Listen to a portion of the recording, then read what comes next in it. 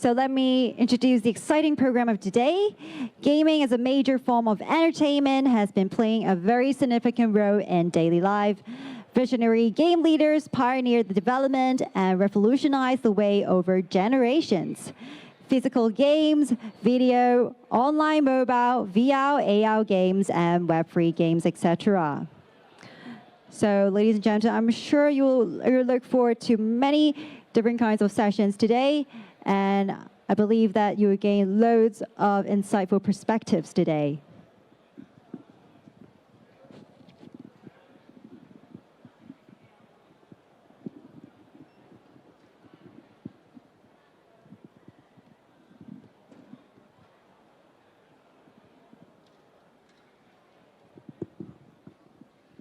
So, moving on, let's kickstart today's exciting session.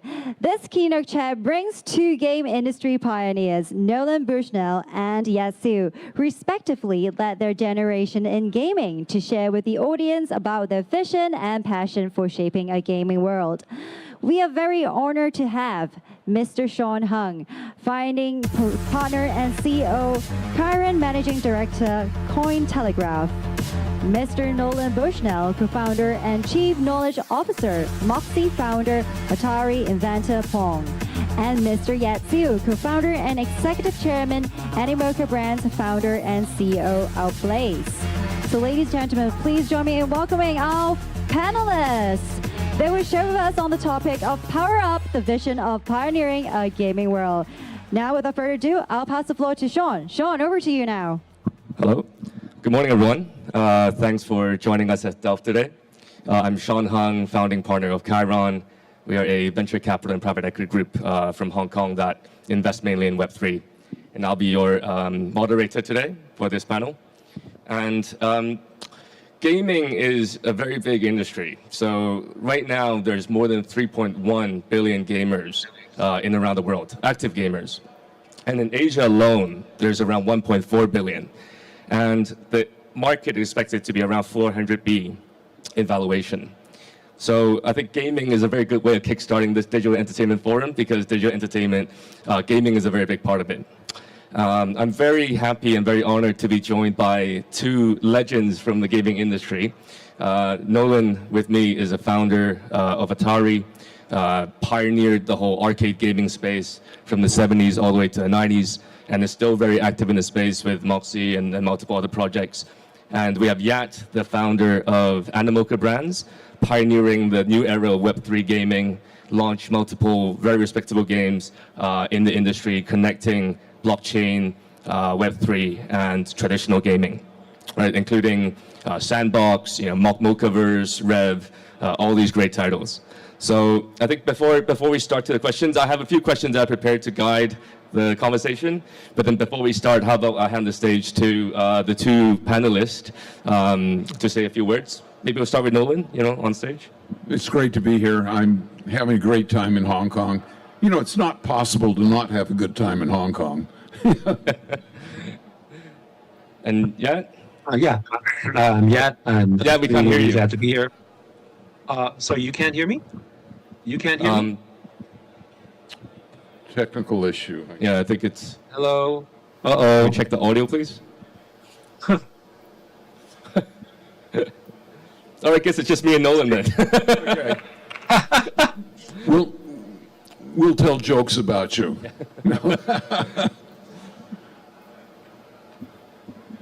You can't hear me? You can't hear me? You're very faint. I think I can hear a little bit. All right, maybe, okay, I guess you could I can hear you now. On the volume, because you're back. You can hear me? Yes. All right, okay, very good. All right, well, first of all, it's a great honor to be here. Obviously, Nolan, as I shared with you earlier, my first professional experience was with Atari. So, you're the granddaddy of games here. So absolute respect, and it's a real pleasure to be here. Really in our hometown, Hong Kong, which is ironic because you're in Hong Kong and I'm not right now. But either way, it's wonderful to be here. All right. Well, I really, we had a conversation a few days ago that I was just gobsmacked. I mean, we had, every once in a while you can have a conversation that changes your brain. We had one of those things, and it was really fun. Yeah, so I think for the topic today, we'd like to kind of guide everyone through the kind of past, present, and future of gaming and what's coming next and how we got to where we are now, how it became such a big industry. So maybe my first question for the panelists is, how do you see over the years, obviously both of you have been involved in gaming for an extended period of time, how have you seen gaming evolve, and how, when it first started in, say, the 60s, 70s, up to where it is now, how do you see the evolution happened? Has the gamer demographic or the game demographic have changed over this time? I think games will increasingly imitate all factors of life. For example, the Web3 with blockchain, all of a sudden, it transmits ownership into the virtual world, and you know, Animoca has been spearheading that in a really wonderful way. But the thing that I love about games is unexpectedness. You know, isn't it great to be surprised? And we're constantly getting that. And I think the next 20 years are the best to come. So I think for me, well, if you think about, you know, when they say sort of, in some ways it used to be the saying that, what is it, like, you know, like imitating life in a form, when we talk about games being simulations that basically try to sort of give us a feeling to be something that maybe we aspire to be, you know, whether you're running a railroad or whether you're being a superhero or, you know, whatever type of sort of different character you want to be, helped explore some of that. In the early days, maybe it was a kind of fun entertainment escape. But I would argue that gaming today has become our reality. And in fact, the time we spend, the influence we get, the culture we receive, actually now, especially with youth, comes predominantly from the gaming industry. And it happens in a manner that we might not even appreciate. For instance, just think about, you know, NVIDIA, right, which is, of course, biggest company in the world, perhaps, or one of the biggest companies in the world.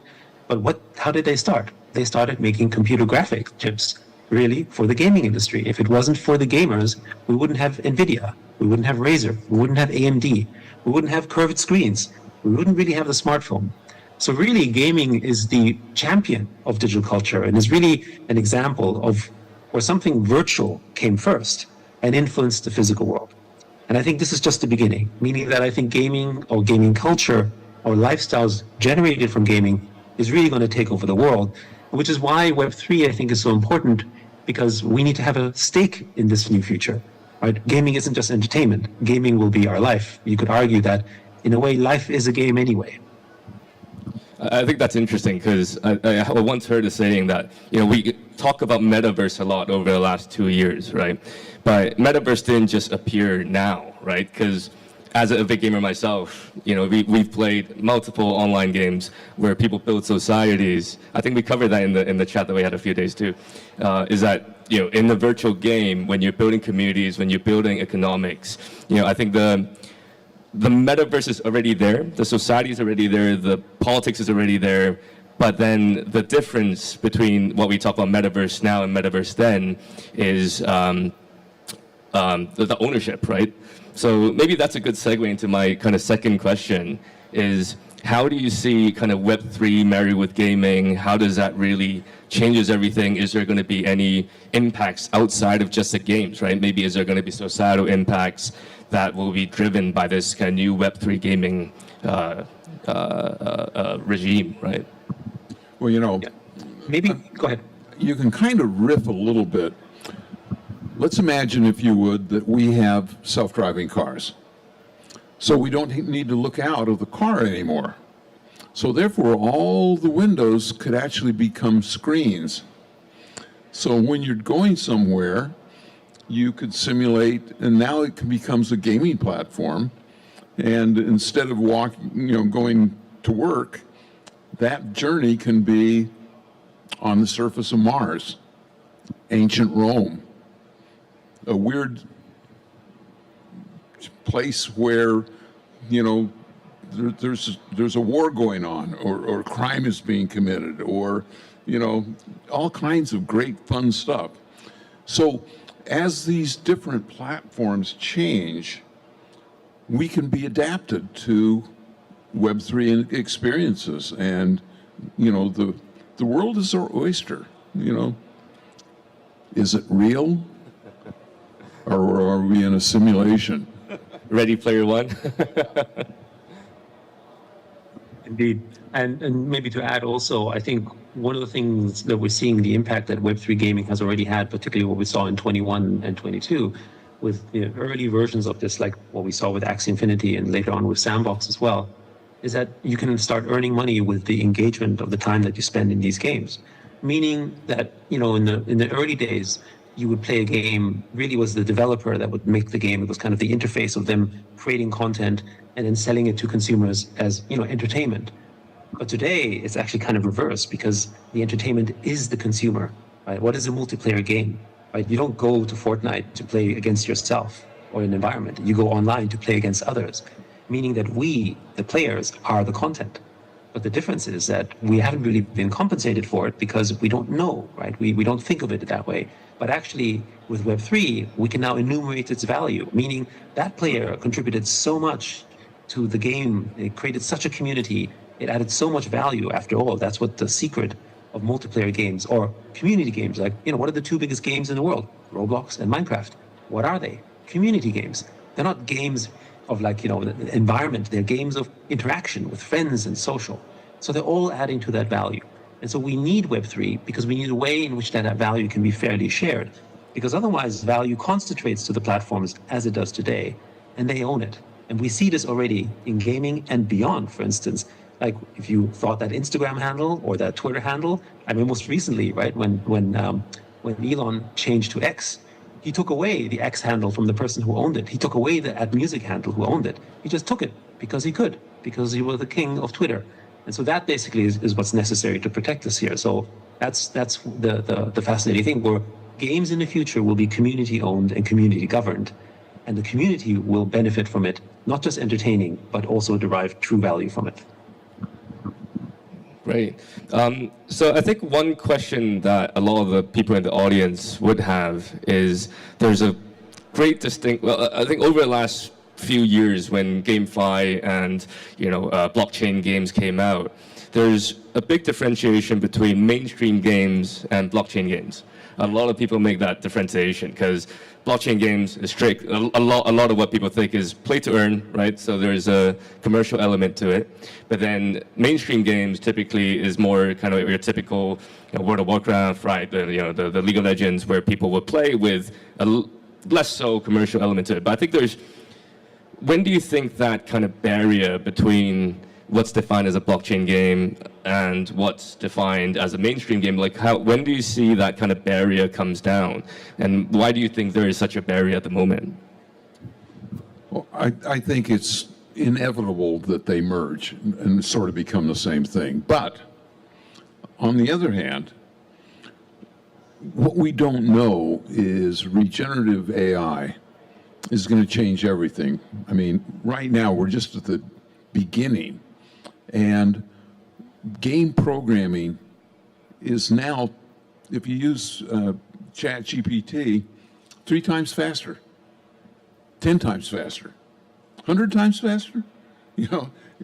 What happens? And so whenever you drop the cost of something, you increase innovation, because cost stifles innovation because it gets too risky.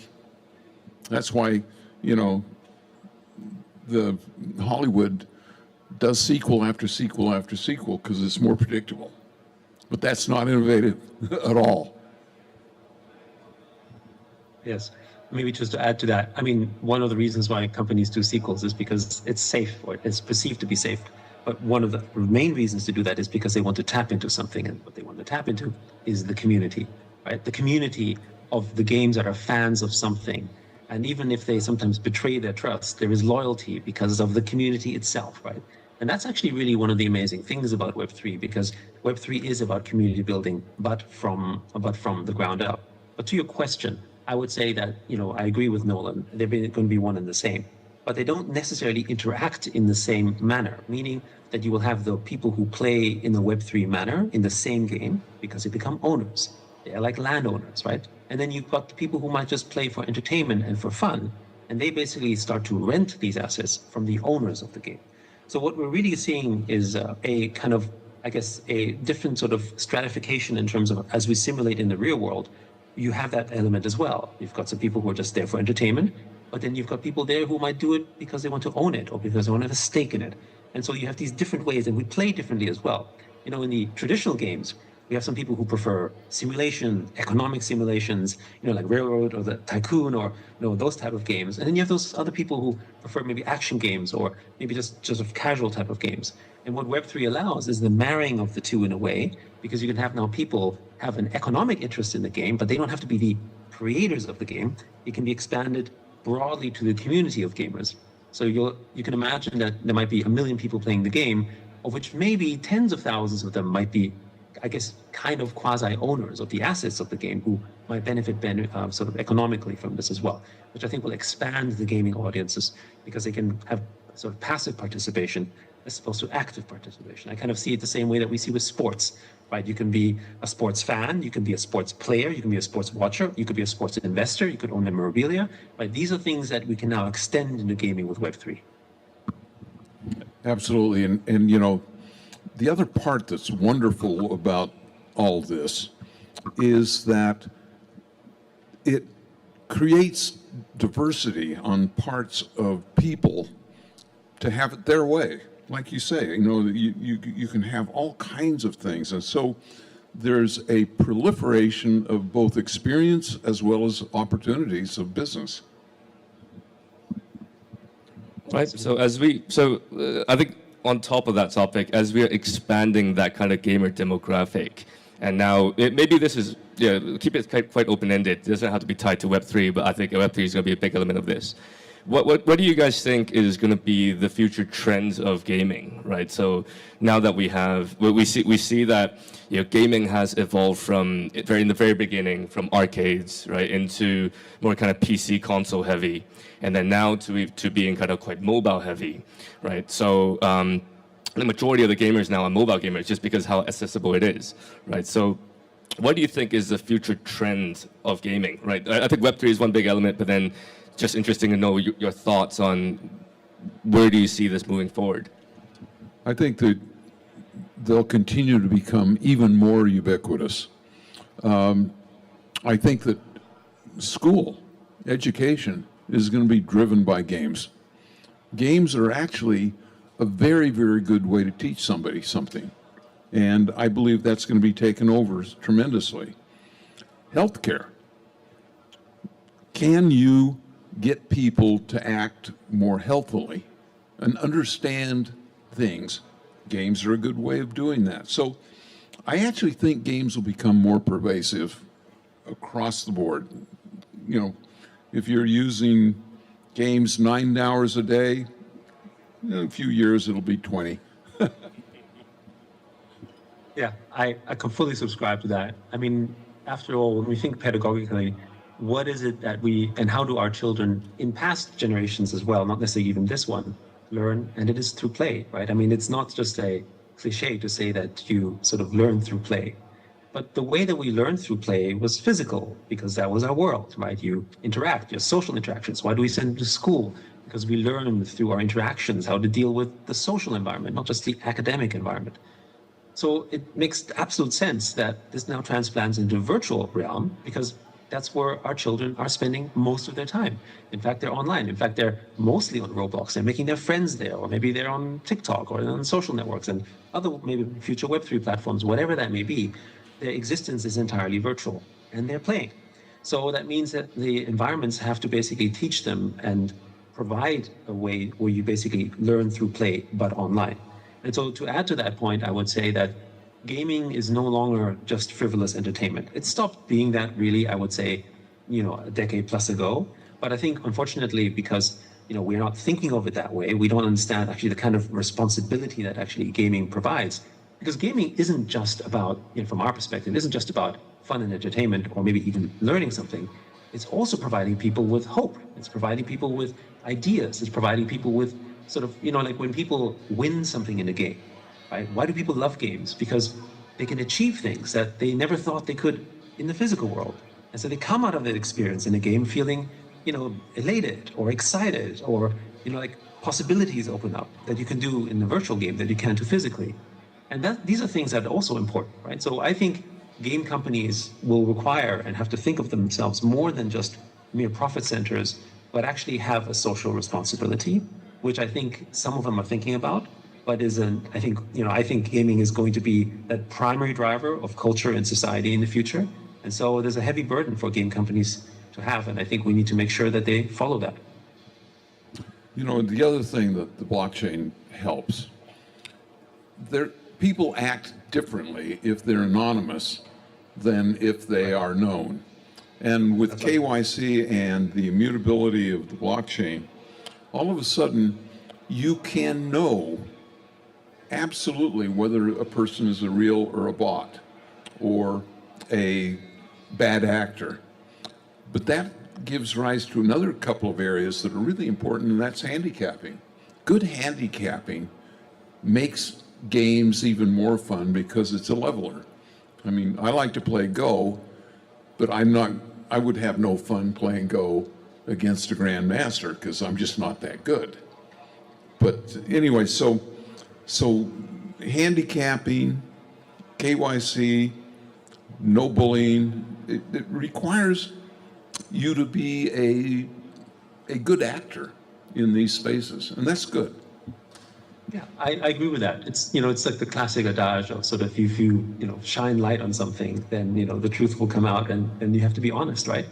I think the other thing also is that, well, to your earlier point when we talked about AI, what we will need and crave for in the future is not what the AI produces just in itself. We will need ever more authenticity, because at the end of the day, AI will make things essentially abundant. So it's not what the AI produces, it's who produced it, or what is the meaning behind it? Is it something that belongs to that person? Was it his true achievement, right? That authenticity is important. And that virtual authenticity can really only be proven at scale on something like blockchain and Web3. Great. So I think we've spoken a lot about, we have about 6 minutes left, just to let everyone know.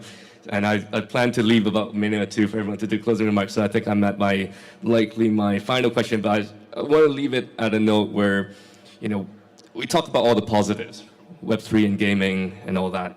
But what are some of the obstacles that you see by marrying? I think, you're definitely very experienced in this space and you have seen quite a few obstacles. What are some obstacles of bringing Web3 together with gaming? And I don't want to say that it's good. So if something is going to lead Web3 gaming to be either drag it behind for like 10 years or lead it to some sort of failure, what's that going to be like? What are some of the biggest obstacles that you see that we have to overcome now in order for Web3 gaming and Web3 games to be successful? Same as always. We're always faced with two things, and often they're cloaked in each other. One is stupidity, and the other one is malevolence. And and when people act a certain way, you say to yourself, are they evil or are they stupid? But those are always the thing that mess things up. And there's certainly a lot of it that's happened in Web3 in the last 12 to 18 months. To that point, I think one of the biggest challenges, but that's also the opportunity in Web3, is the lack of financial inclusion and the lack of knowledge of what is capitalism and why it's important. Because when you introduce Web3 and blockchain to any system, including games, you're introducing capitalism. And so the problems we have seen in the last 12 to 18 months comes from the fact that these games have become not just capitalist to the studio that produced it, but capitalist to every participant, right? You can now own an asset and you can trade them, for instance, and what price do you sell them at? Is that the fair price? Do I take advantage of you because I know something you don't? Like all those type of things that we've gone through the physical world now translate, at scale in a digital world. And so we have the same type of knowledge arbitrage where the person you're trading with knows something, because he's just a better trader or he has more financial knowledge than you, and then sometimes takes advantage of it. And we've seen some of those things happen in the last 12 to 18 months, which of course, because it's a bit of a bear, they've been sort of purged out, but we still have this problem, which by the way is true for any capitalist environment, right? Bull and bears happen in any environment. It could be in energy, it could be in commodities trading, it could be in real estate, and now it happens in gaming. because of the fact that Web3 provides that financial sort of infrastructure. So that's, I think, is a challenge because people don't understand it, so they fear it. It's like, I don't get it. Why are prices so volatile? I don't understand what that means, because they don't have that understanding. But the opportunity is to teach them that, because I think that Web3 gaming can teach financial literacy to our youth. If we can teach them algebra, and we can teach them math, then we can teach them compound interest. We can teach them things like, risk and those types of probabilities. And as a result of that, I think that if the world becomes more financially literate because of Web3 gaming, because they understand something about value, then I think the world will become safer, because transparency is important, but knowledge is important as well, so that we can actually deal with the transparent information that's before us. And people really learn best through story and simulator. You could look at some Web3 gaming as being a simulator. Instead of flying an airplane in a simulator, you're now flying life in a simulator a little bit. And real impact. And you don't. Yeah. And the nice thing about doing things in a simulator is if you crash, nobody gets killed. and the same thing with the financial simulator. Right. So I guess just to touch on one more point is that you mentioned that there's going to be the capitalist kind of mentality is very important in the blockchain space. Do you think that in the long run, is that going to drive volatility down when more people are educated, more people are more literate in that space? Because a lot of people, when they look at blockchain gaming, when they look at the crypto space, they really fearful of the volatility. Well, some people love it, but most people, the vast majority, is fearful of it. Do you think blockchain gaming is going to help drive that volatility on, because now more people are going to be understanding the ecosystem, more understanding of what all these kind of staking and all that stuff means? I think so. My view would be that, volatility broadly, it doesn't matter what industry, basically just expands and actually sort of decreases when there's broader knowledge, because you know what you're dealing with, and you also know that, what can and cannot happen. I mean, it's to me that is very normal. But I think that's the challenge, because the thing is that if you think about financial literacy, most of the world is not financially literate. We think of opening a bank account as being financially included. It's absolutely not true, right? You open a bank account and you get your paycheck, but you're not investing it. You're not doing it. All the people who basically were just sitting on their cash for the last 20, 30 years, earning sort of a classic labor salary, have been left out because nobody taught them about the value of capital. Nobody taught them that, capital is going to outpace labor, because they didn't know. And as a result, we have a situation where a big part of the world, in fact, the majority of the world, has been left behind, because they've been still living a kind of historical financial sort of, I guess maybe it was truth 50 years ago, but it certainly wasn't truth in the last 20, 30 years. And that comes from education. So I think it's multi-pronged. I'm sorry, I promised everyone closing remarks, but I think we're running out of time. I'm sure this conversation could go on for like a couple more hours, but then I think we are running out of time. It's great being here. Thank you, Nolan. Thank you, Yat, for joining us for the panel today. Hope the audience got some insights into the game industry and how Web3 gaming is going to evolve in the future. And thank you. Thank you. Let's give it up for Sean, Nolan, and Yat. Thank you very much.